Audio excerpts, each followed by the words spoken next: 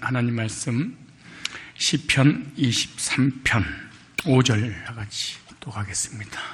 주께서 내 온수의 목전에서 내게 상을 베푸시고 기름으로 내 머리에 바르셨으니 내 잔이 넘치나이다. 아멘. 전능하신 하나님이 우리의 목자가 되기에 우리는 복 있는 사람이고 복 받은 사람이고 행복자인 줄로 믿습니다. 선하신 목자, 인자하신 목자, 부족함이 없이 풍성케 채워주시는 목자, 푸른 초장 쉴만한 물가로 인도해 주시는 목자, 내 영혼을 소생히 시키시고 주의 지팡이와 막대기로 안위해 주시는 목자, 자기 이름을 위하여 의의 길로 인도하시는 목자, 은혜의 잔이 넘치도록 풍성하게 채워주시는 목자, 다윗의 목동 시절 기름 부음을 받고 난 이후부터 다윗은 일생을 사는 날 동안에 많은 환난과 시련과 고난을 겪고 그렇게 살았습니다. 평생을 원수들에 의해서 괴롭힘을 당하며 살았습니다. 압살롬이라고 하는 아들이, 그리고 사울이라고 하는 장인어른이 가족들을 통해서 평생을 고통받으며 살았던 사람이 바로 다윗이라는 사람입니다. 그래서 사무엘하 22장 3절에 보면 이런 말씀이 있습니다. 나의 하나님이시여, 나의 피할 바위시여, 나의 방패시여, 나의 구원의 뿌리시여, 나의 높은 망대시여, 나의 피난처시여, 나의 구원자시라. 나를 흉악에서 구원하시오도다. 이렇게 고백했어.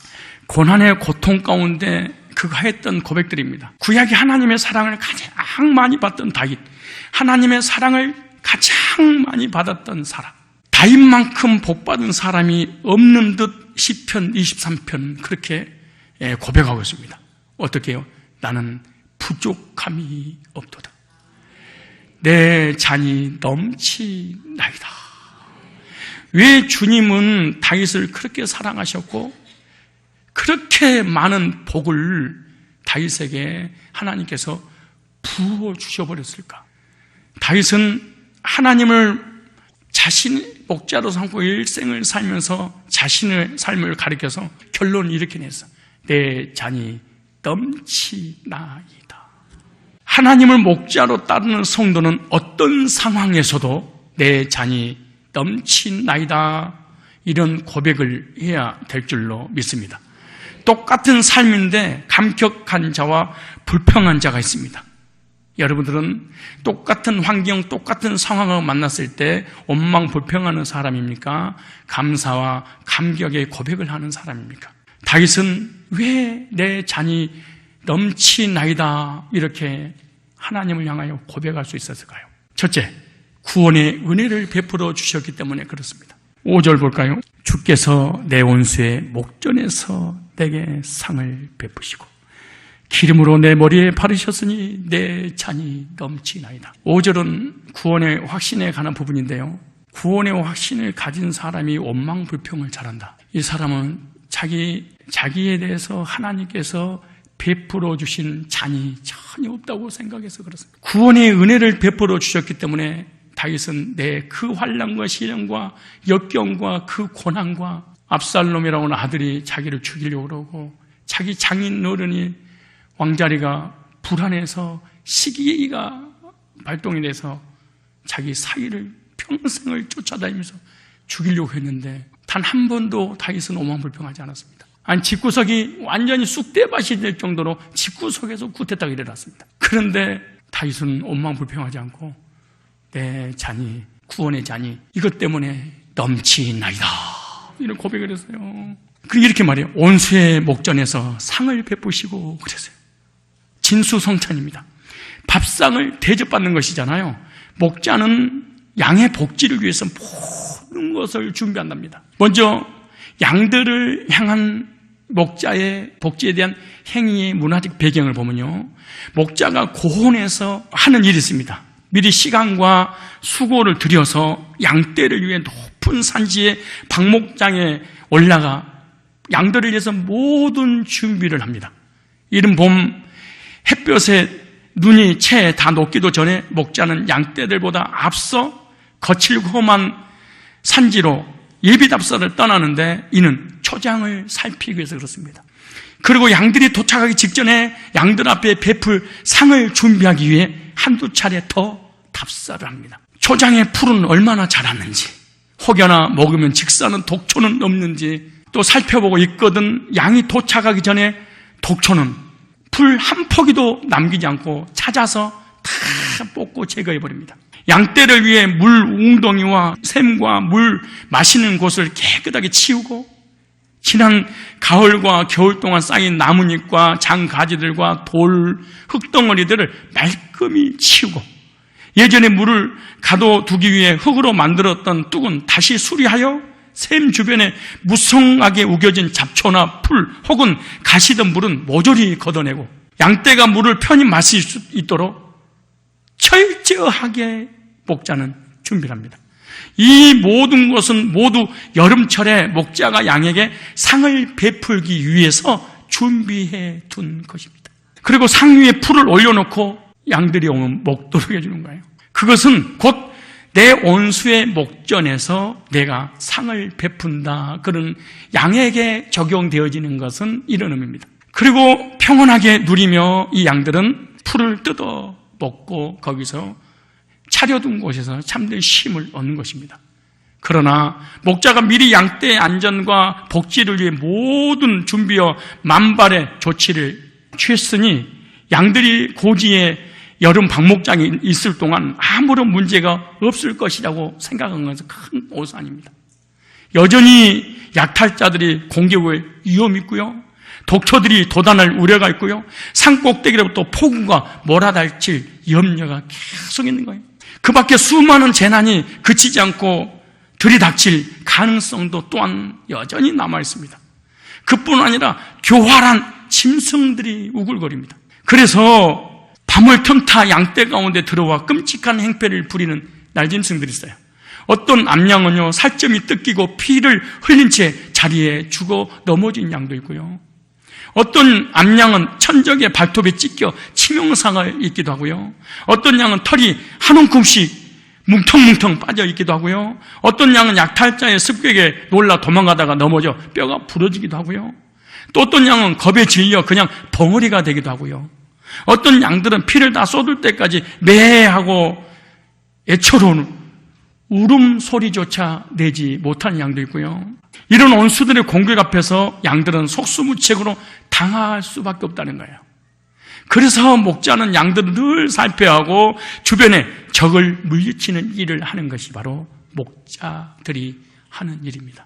그리고 그 목자들은 양들을 위해서 상을 하나 차려놓고 그리고 그 위에다가 모든 풀을 미리 뜯어다 올려면서 양들의 복지를 완벽하게 준비를 하게 하는 것입니다. 또 하나 사람들에게 적용하는 이 온수의 목전에서 상을 베푸는 거는요, 중동 지역에 풍습이 있는데 온수에게 쫓기던 사람을 대접하는 문화가 있습니다. 중동 지방에서 온수에게 쫓길 때 자기를 보호해 줄 만한 능력 있는 사람이 있으면 그 집으로 뛰어 들어가 버립니다. 주인은 자기와 친한 사람이라는 것을 보여주기 위해서 뒤쫓아온 사람 앞에서 보란듯이 음식을 대접해 주므로 쫓긴 자가 보호받는 모습을, 쫓고 있는 자가 내가 쫓는 이 사람을 이 주인이 보호하고 있구나, 이것이 바로 온수의 목전에서 상을 베푸시는 중동의 풍습입니다. 다윗도 사울에게 쫓기는 삶을 살았잖아요. 하나님은 다윗을 왕으로 세우고 온수인 사울이 왕이 되고 온 이후부터 계속해서 줄이고 쫓아옵니다. 그때 하나님께서 다윗과 함께 하셔서 사울 왕 앞에서 상을 베푸고 귀한 손님 대접을 해주신 거예요. 나의 시대는 끝나고 다윗의 시대가 왔구나. 하나님이 나의 사명은 끝내고 내 모든 사명이 다윗에게 옮겨갔구나. 나는 버림받고 다윗은 하나님 쓰셨구나. 하나님하고 친하구나. 건들지 못하도록 다윗과 하나님과의 절친한 관계임을 온수인 사울 앞에서 보여준 거예요. 그래서 온수의 목전에서 상을 베푸시고 이런 고백을 한 거예요. 그러나 다윗은 단 한 번이라도 온수를 자기가 직접 갚으려고 해본 적은 없습니다. 전부가 다 하나님 앞에, 목자 앞에 맡겼습니다. 저와 여러분들 혹여나 우리 삶 속에 온수들, 관계가 안 좋은 사람들 있으면 갚으려고 하지 마세요. 하나님께 전능하신 목자께 맡기십시오.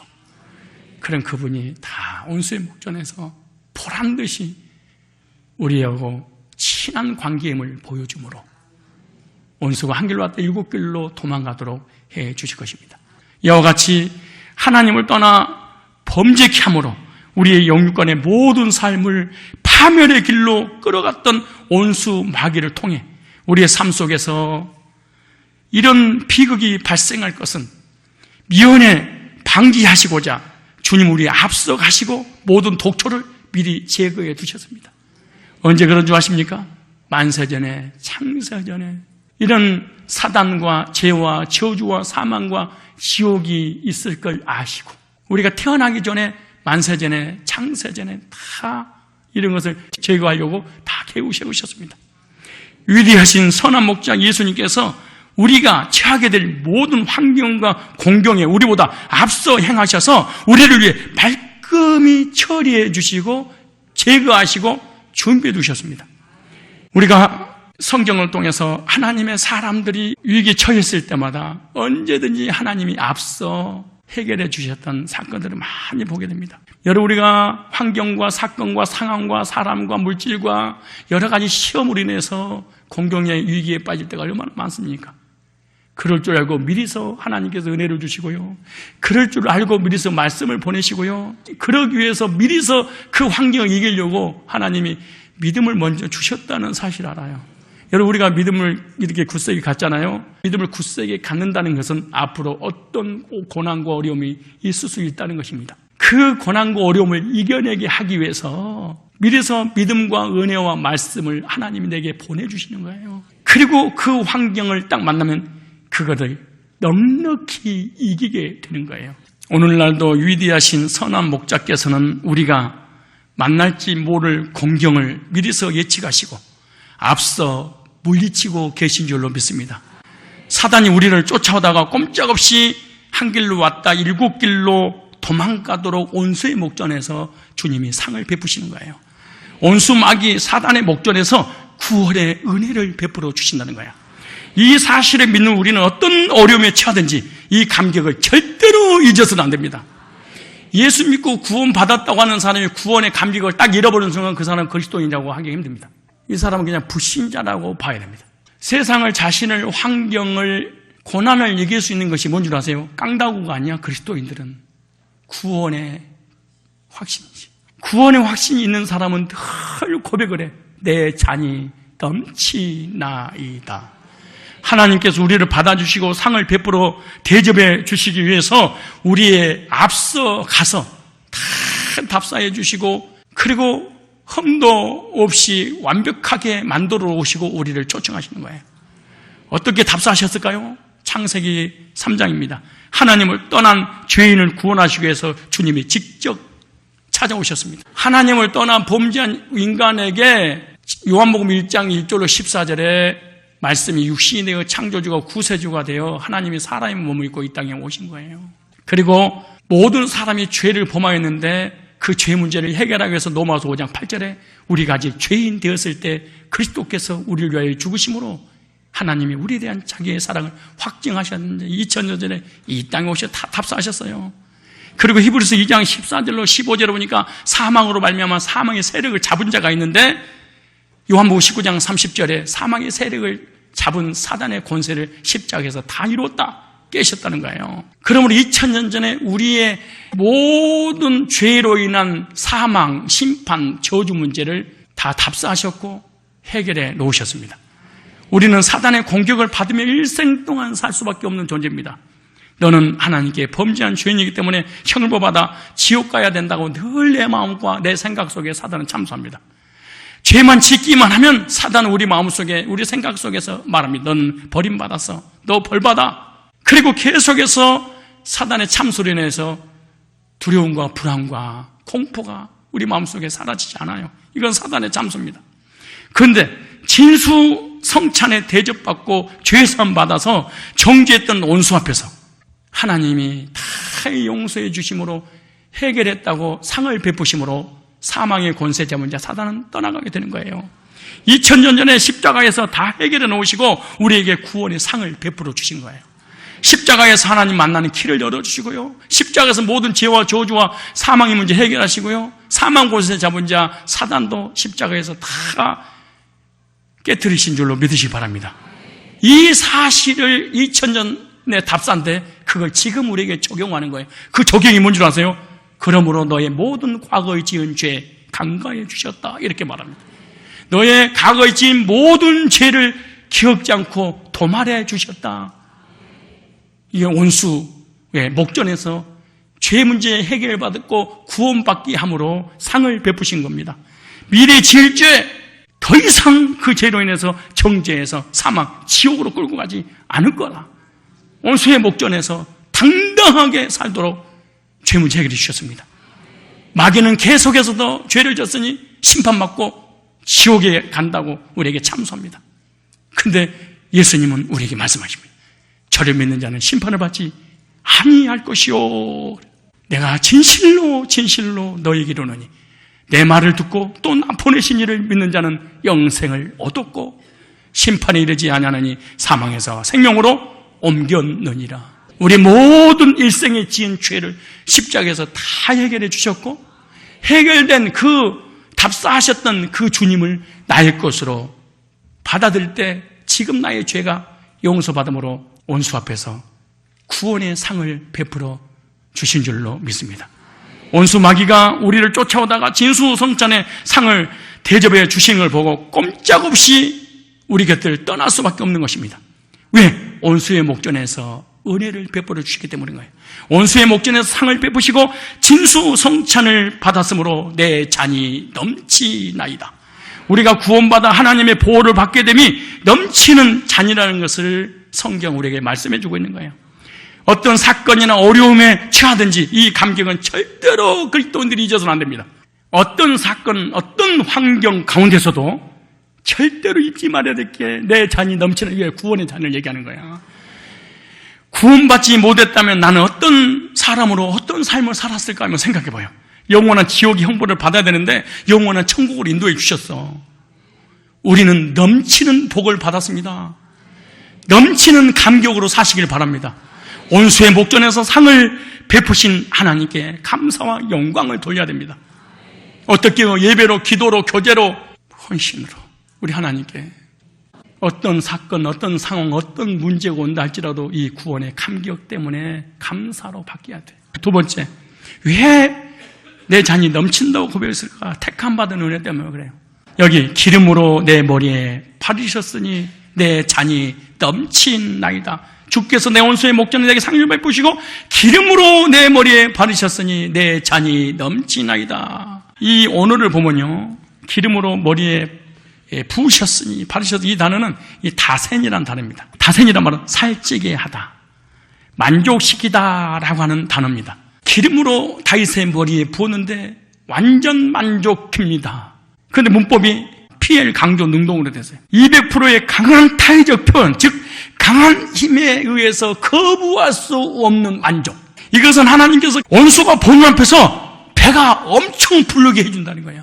원수 앞에서 보란듯이 물질의 복을, 명예의 복을, 건강의 복을, 나의 인생의 삶의 복을 보란듯이 주시겠다는 거예요. 이것도 강조 능동대로. 내가 받기 싫어도 내가 주체가 아니잖아요. 하나님이 주체가 되어서 하나님이 이렇게 살찌우는 복을 받도록 해 주시긴다는 거야. 원수가 보는 앞에서 풍성한 은혜를 받아 누리게 해 주신다는 거예요. 원수가 있다 할지라도 원수 앞에서 하나님이 복을 부어 주신다는 거야. 원수가 저 죽여야 할 놈을 사랑해서 잔치를 베풀어 줄 수 있단 말인가. 화가 치밀도록 복을 주신대. 그것도 그냥 주는 것이 아니라 강력하게 만족할 수 있도록 부어 주신다는 거야. 그러니까 우리는 원수도 두려워할 필요가 없어. 할렐루야. 여러분 구원의 복을, 삶의 복을, 건강의 복을, 물질의 복을, 자녀의 복을, 후손의 복을 우리 하나님께서 강조 능동으로 부어주실 줄로 믿습니다. 강조 능동으로 하나님께서 넘치는 복을 주시는데 어떻게 주냐? 완료로 됐어요. 시제가 완료로 기름 부어주시는데 행동이 끝났다는 거야. 이 완료란 말 무슨 말이냐? 각 완료, 기름 부어 주시기로 계획하셨고 만세전에. 두 번째, 현재 완료, 지금 이루어져서 미래 완료, 계속해서 온수 앞에서 보란듯이 넘치는 은혜의 복을 주실 거야. 이게 미래 완료형으로 됐어요. 온수 앞에서 하나님께서 총구하는 그날까지 지속해서 기름 부어 택하심의 은혜를 지속해서 부어주실 줄 믿습니다. 근데 뿌리의 근원이 하나님이 이렇게 해주겠다는 거야. 2인칭이 단수됐어요. 무슨 말이냐? 나를 온수 앞에서 당당하게 하나님의 사랑을 받고 있다는 것을 느끼게 해주시겠다는 거야. 하나님이 해결하는 것이고 하나님께서 온수 앞에서 복을 내려주시면 그걸로 끝입니다. 그래서 나의 평생의 선하심과 인자하심이 정령 따르니 미래 진행으로 미래 완료형으로 따르니 내가 여호와 집에 영원히 거하리로다. 다윗이 기름으로 머리에 부으셨으니 고백했던 것은 하나님의 은총으로 기름 부음 받았기 때문에 내 잔이 넘치나이다 이렇게 고백을 했어요. 왜냐? 8형제 중에 막내고요 목동이었던 그를 왕으로 기름 부었기 때문에 그러는 거예요. 하나님의 사랑을 받고 선택받은 자만이 기름 부음 받는데 이게 성별의 은혜입니다. 다윗은 자신을 생각하니 택함의 은혜에 너무너무 감사해서 내 잔이 넘친 나이다. 구원은요 택함 받은 은총입니다. 그런데 택함 받은 은총은요 신약의 사도행전 9장 1절로 9절에 나오면은 바울은요 예수님을 믿을 의사가 전혀 없었는데 하나님께서 만나주셨어. 주께서 가라사대 가라, 이 사람은 내 이름을 이방인 임금들과 이스라엘 자손 앞에서 전하기 위하여 택한 나의 그릇이라. 사도 바울은 전혀 모를 때 하나님이 만세전에 기름 부어 하나님의 사역을 위해 쓰시려고 택하셨다고 그러는 거예요. 인간은요 전적 부패입니다. 그런데 알미니우스 감리교는 뭐라고 얘기하냐면 부분적 타락했다 이렇게 말해. 그런데 이 성경에서는 성부의 무조건적인 선택이다 그랬어요. 그런데 알미니우스는 조건적 선택이다 그렇게 말해. 성자의 제한적인 속죄, 성경은 그렇게 말합니다. 그런데 이 감리교에서는 만인 속죄설 이렇게 말합니다. 근데 여기서 이 중요한 거야. 성령의 불가항력적 은혜. 무슨 말이냐? 우리를 하나님이 택하시고 구원해 주시기로 예정됐다면 거부할 수 없는 은혜. 그러니까 칼빈이 언어에 아주 박사였습니다. 불가항력적 은혜. 무슨 말이냐? 거부할 수 없는 은혜. 근데 감리교는 항력적 은혜. 무슨 말이냐? 얼마든지 내가 하나님의 은혜 구원을 거부할 수 있다 이렇게 말해. 그러니까 감리교하고 장로교는 정반대 교리입니다. 그냥 교리가 아니고 그냥 정반대입니다. 무슨 말이냐? 칼빈이 장로교회를, 웨슬레가 감리교를 만들었잖아요. 그런데 칼빈은 인간은 전적 부패, 완전 타락했다. 몇 프로, 100%. 무슨 죽은 시체다 그래. 그런데 감리교는 부분적 타락, 부분적으로 죄가 있다 그래 말. 그리고 성부 하나님이 무조건적인 선택했다. 그런데 감리교에서는 조건적 선택이래. 그 조건적 선택이면 얘가 착하게 살고 선하게 살고 의로하게 살고 예수 잘 믿을 걸 믿어서 보고 선택했다. 이걸 내가 내지라고 그래. 그리고 성자의 제한적으로 무슨 말이야? 택한 사람들을 위해서만 십자가 못 박혀 죽었다 그래. 그런데 감리교는 만인을 위해서 죽었으니까 구원을 네가 예수 믿으면 구원받고 안 믿으면 구원이 못 받는다. 예. 그러니까 구원의 주체가 하나는 이 감리교는 구원의 주체가 인간이야. 내가 하나님 붙잡아. 그런데 장로교는 구원의 주체가 하나님이야. 하나는 장로교는 완전 100% 만프로 신본주의고 감리교는 100% 인본주의예요. 구원의 결정이 나한테 있는 거야. 그 다음에 성령의 불강력적 은혜, 거부할 수 없는 은혜. 그런데 내가 예수 안 믿으면 언제든지 하나님의 은혜를 거부할 수 있다. 그렇게. 그 다음에 성도의 궁극적 구원. 무슨 말이냐? 성도의 견인. 한 번 구원받으면 천국 가는 그날까지 하나님 책임진다. 그런데 감리교는 구원받은 사람이 죄를 지면 지옥 간다. 그렇게 말해. 그래서 이 5가지 교리 때문에 교파가 만들어진 거예요. 이 교리를 목사들이 만들어 놓고 나는 이런 교파를 형성하겠다. 이렇게 말한 거야. 그러니까 교파는 현상이고 교리는 본질이야. 교리는 영적인 것이고 교파는 이런 보이는 현상적인 가시적인 것이잖아요. 그런데 사람들은 똑같이 예수 얘기하니까 이런 교리를 이해를 못하고 큰 문제거든요. 사실은요. 성경은 모든 인간은 다 죄인이다 선언했어요. 에베소 2장 1절에 허물과 죄로 죽었다. 로마 3장 23절에 모든 사람이 죄인이다. 로마 6장 23절에 죄 삭은 사망이다. 죄 때문에 히브리서 9장 27절에 사람이 한번 죽는 것은 정해져 있고 그 후에는 심판받고 계시록 21장 8절에 보니 지옥 간다. 그래서 인간은 전적으로 부패했습니다. 에레미야 17장 9절에 보면 만물보다 거짓되고 심히 부패한 것이 마음이라 누가 능히 알겠냐 이거를 더러운 것을. 이사야 64장 6절에 보면 대저 우리는 다 부정한 자 같아서 우리의 의는 다 더러운 옷 같으며 더러운 옷을 입었던 우리 의가 하나님을 떠난 죄인이 선행과 율법과 착하게 살고 선하게 사는 것이 이렇게 해가지고 구원받으려고 하는 이것이 더러운 옷을 입었대. 우리는 다 세폐함이 더러운 옷이 오늘 보니까요 얼경의 옷을 입었다 이렇게 번역됐어요. 더러운 피가 나오는 거잖아요. 그 더러운 옷을 우리가 입고 다닌대. 이것은 죄를 범한 백성의 가장 좋은 행위에 대한 비유를 말씀드렸는데 하나님을 떠난 순간 아주 처절하게 타락한 것이 인간입니다. 만물보다 부패하고 거짓된 것이 인간의 뭐예요? 마음이야. 오염된 개천, 냄새나고 구토가 날 지경입니다. 그보다 더 부패한 것이 인간의 뭐예요? 마음이래. 우리 인간의 자유지 개뿔은. 로마서 3장 12절에 다 치우쳐 한 가지로 무익하게 되고 선을 행하는 자는 없나니 한난도 없도다. 우리 인간이 구원받을 수 있는 확률이 0.1%도 없어요. 그리고 인간의 부패는 선천적 부패입니다. 인간이 세상에 살다 보니까 죄인 된 것이 아니라 인간이 원래 태어날 때부터 죄를 가지고 태어나. 죄를 배워서 죄를 범한 것이 아니라 인간은 본성적으로 죄를 범하는 거야. 인간의 타고난 죄악된 본성의 모습입니다. 인간은 선천적으로 죄인입니다. 인간은 죄인으로 출생하여 죄 가운데 살다가 죄 짓고 죽는 거예요. 아담의 죄가 유전되고 있는 거예요. 그대로 한 사람의 범죄 때문에 다 죄인 된 것을 온죄 반역죄라고 그러는 거예요. 반역죄를 지은 우리가 살면서 진 죄를 자범죄라고 그러는 거예요. 그래서 인간은 전적으로 타락하여 회복할 수 없는 상황에 빠진 거예요. 이런 죄인들 중에 자기 행위나 의지와 관계없이 하나님이 택했다는 거예요. 그래서 큰 은혜라는 거예요. 사람이 죄산 받을 때 구원의 감격이 70% 정도입니다.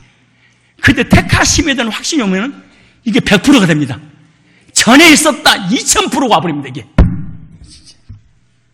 이런 죄인들 중에 자기 행위나 의지와 선행과 노력 전혀 관계없이 만사전에 사랑하셔 택하셨어. 로마서 16장 25절 나의 복음과 이 복음이 내 복음에 대해서 구원받았다 그 말이잖아요. 그런데 이 복음이 예수 그리스도를 전파하면 영세 전부터 이 우주 모든 만물 아무것도 없을 때 하나님 혼자 스스로 계실 그때 그 안에 있었대. 만세전에 감췄다가 이제는 나타나게 되었으면 영원하신 하나님 명을 줘 선지자들 글로 말미암아 모든 민족을 믿어 순종케 하라고 알게 그 비밀의 계시에 쫓아 된 것이 이 복음 만세전에 예정돼서 구원받았던 이 복음이 너를 경고해 줄 거라는 거야. 이게 복음이 기초라고? 가짜입니다, 이 사람. 복음이 기초면 복음을 사랑해야지. 복음이 기초면 복음이 좋아야지.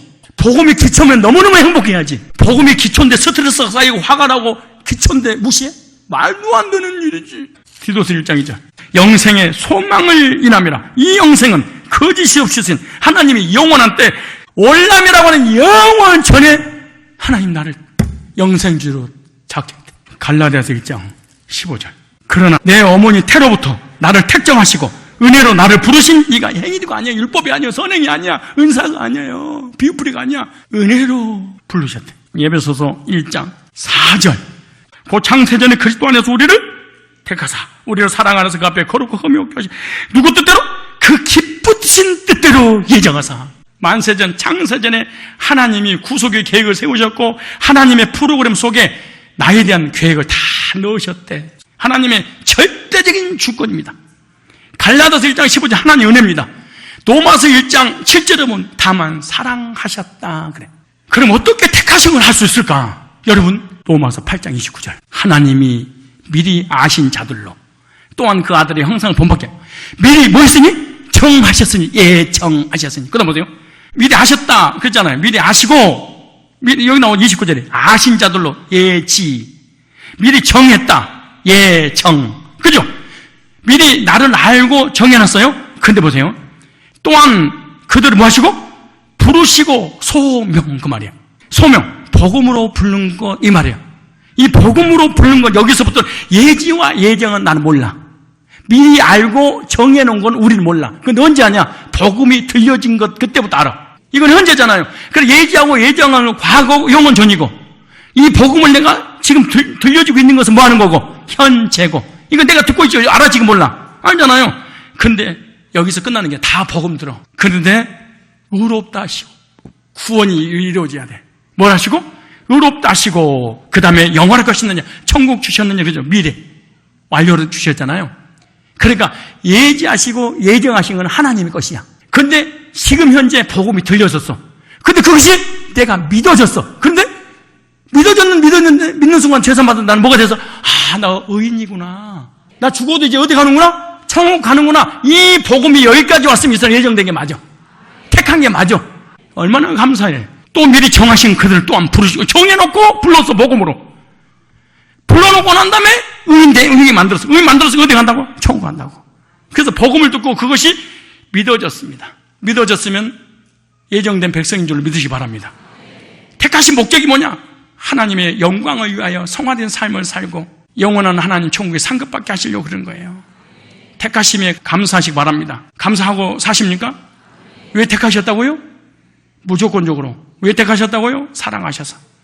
여러분들 택함받아 구원받은 천국 백성이기 때문에 이 자리에 나온 줄로 믿습니다. 8명의 아들 중에 자기를 왕으로 기름 부어 세워서 하나님의 사역을 하게 하셔서 그 은혜의 잔이 넘치나이다. 하나님의 택하심 받고 구원받은 사람만이 성령의 기름 부음을 받은 자입니다. 왕같은 제사장으로 세움을 입은 사람들입니다.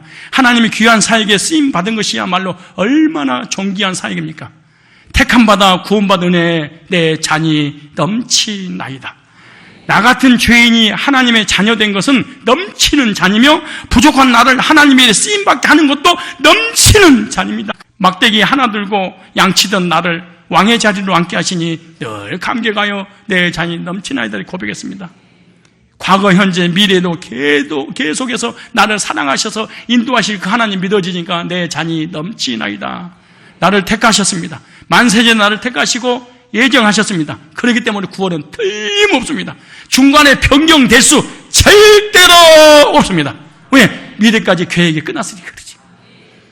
그래서 이런 사람을 존귀한 자라 그래. 이사야 43장 4절 내가 너를 하나님의 사랑으로 택함받아 섭리 가운데 복음 듣고 구원받은 하나님의 자녀들은 보배로운 존재입니다.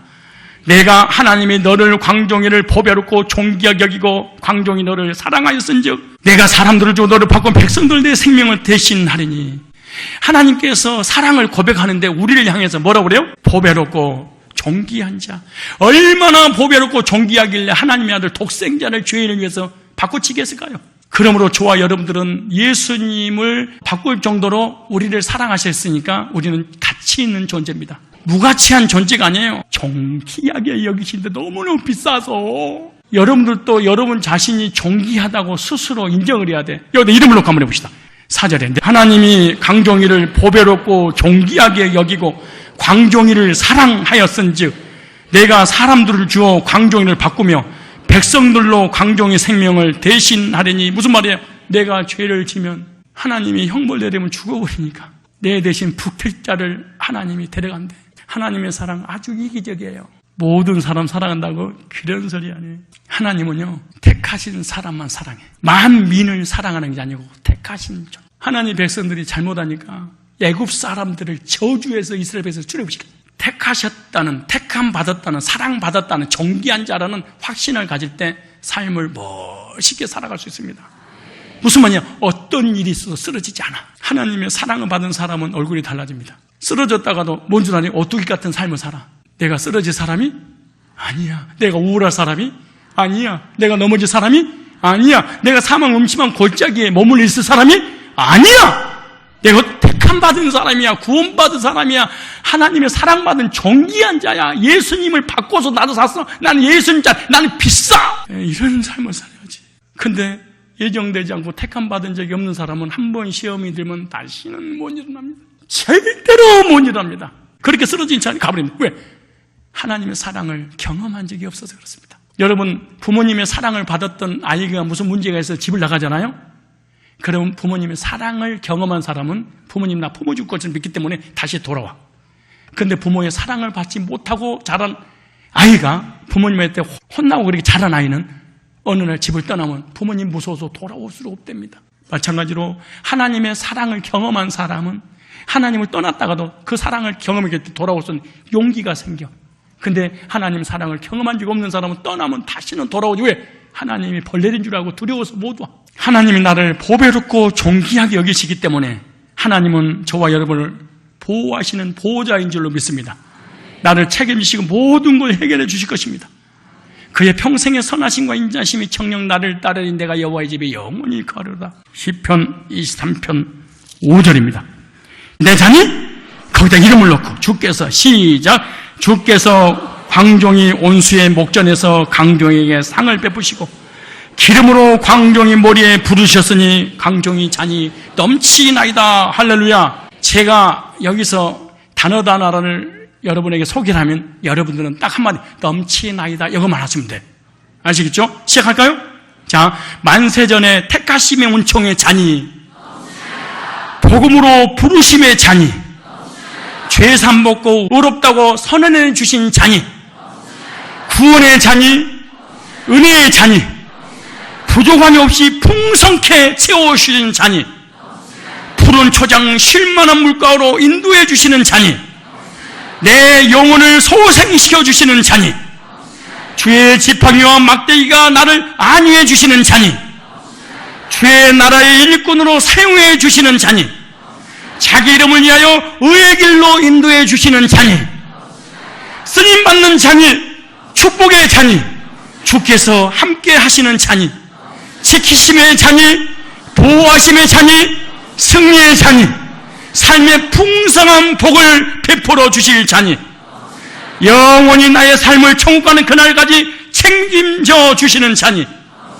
보배롭고 존귀하게 여겨주시는 잔이 영화로 몸으로 부활시켜 천국으로 인도해 주실 잔이 일생을 사는 날 동안 주님의 사랑을 받으며 평강을 누리게 해 주시는 잔이 믿음의 잔이 소망의 잔이 사랑의 잔이 나의 모든 삶 가운데 부족함이 없이 넘치도록 채워주시는 잔이 넘치나이다. 할렐루야. 온수의 목전에서 내게 상을 베푸시고 기름으로 내 머리에 바르셨으니 내 잔이 넘치나이다. 든든하십니까? 감사하십니까? 어깨에 힘이 들어갑니까? 하나님 복 주실 것 같습니까? 하느님마다 잘 될 것 같습니까? 어떤 환경도 이길 것 같습니까? 문제도 이길 것 같습니까? 반드시 승리하는 그리스도인이 될 줄로 믿어지십니까? 그러면 여러분 사랑하셔서 택하시고 구원받은 하나님 백성입니다. 7번 넘어졌다가 그 다음에 일어난 자가 그리스도인이라고 합니다. 저와 여러분들은 오뚜기의 사명을 가지고 살아야 돼. 오뚜기가 하는 사명이 뭔 줄 아십니까? 넘어지면 다시 일어나는 일입니다. 우리가 구원받고 택함받은 하나님이 자녀를 할지라도 일생 동안 쓰러지지 않는다는 법이 없습니다. 참 양들은 약합니다. 소심합니다. 잘 쓰러집니다. 그러나 목자가 있기 때문에 다시 소생해서 일어나서 목자와 함께 동행할 줄로 믿습니다. 저와 여러분 넘어질 수 있어. 쓰러질 수 있어. 낙심하고 좌절할 수 있어. 그러나 하나님의 사랑과 택하심을 받았기 때문에 다시 오뚜기처럼 일어날 줄로 믿습니다.